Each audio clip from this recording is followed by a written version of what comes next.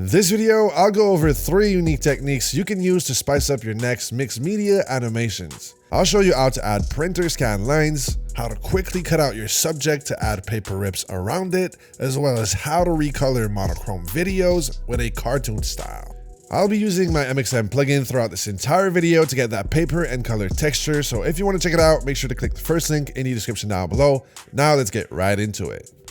First thing you want to do is create an adjustment layer on which we're going to add a grid effect. Make sure to set the blending mode to normal, and then we can play around with the different anchor values to adjust the density of the lines on the screen.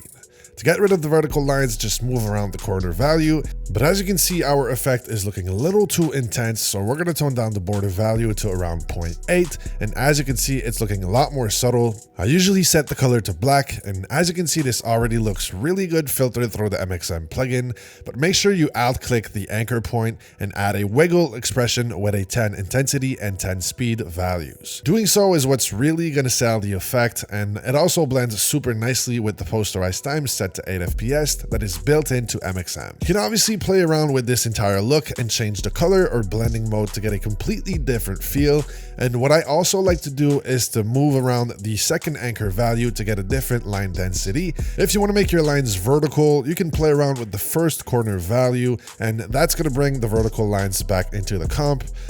As you can see, this is going to make a sort of grid, which also looks good, but if you only want the vertical lines, move out the horizontal one using the second corner and second anchor values. And here's the final result once filtered through the MXM plugin. As you can see, it is a very subtle effect, but I think it adds a really nice touch on top of any mixed media animation. The next technique I want to dive into is sort of a follow-up to the paper cutouts tutorial I released earlier this year. And it essentially allows you to get paper cutout effects on your subjects without having to rotoscope them. This technique is going to work best when you have a solid color as a background, but it'll also work if your subject is in front of a clear sky. For this example, we're going to be using a music video shot on a blue screen, which is going to make the keying out process super easy.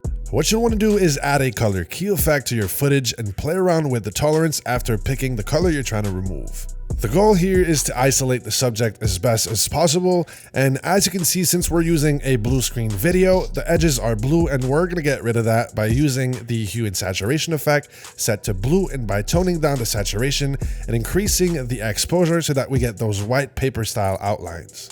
Next, all you need to do is duplicate your footage and add the paper cutout preset to the bottom layer. If you want to learn how to create this paper cutout preset for yourself, make sure to watch this video on my channel or click the little pop-up window, which is going to take you straight to there. As you can see, once applied, when we play around with the thin value of the color key, we get a nice paper outline effect. We can also play around with the tolerance value, which is going to expand the paperize effect throughout other parts of our video. And just for the sake of adding context to this scene, I'm going to add a sky overlay in the background, scale it up, and make sure it's positioned to where it looks like this guy is walking through this animated environment. And once again, as you can see, the paper cutout is looking amazing once filtered through the MXM plugin. If you're still watching, I kept the best one for last, and I call it the cartoon recolor effect. It essentially consists of adding back color to monochrome videos by using tracked adjustment layers with a tint effect on them. You'll want to start by creating a null, which we're going to use to track our elements. The process is fairly easy. Just locate an object in your footage, which you can put the null on, and we're going to use it to track it manually throughout the entire footage. So as you can see, I'm adding keyframes and making sure the null always stays in the same place throughout the entire video. Next, you want to create an adjustment layer on which we're going to add a tint effect, and you can set a color so that we see which zone is being affected by the adjustment layer.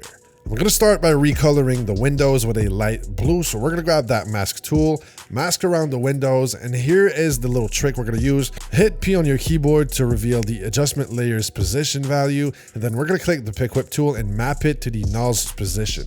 As you can see, it is now tracked to our footage, and to realign it, we're going to use the anchor point and just move it back like so. This is looking a little harsh, so we're going to turn up the feather a bit to really blend everything together nicely. And the process is exactly the same for every single part of the image you want to add color to.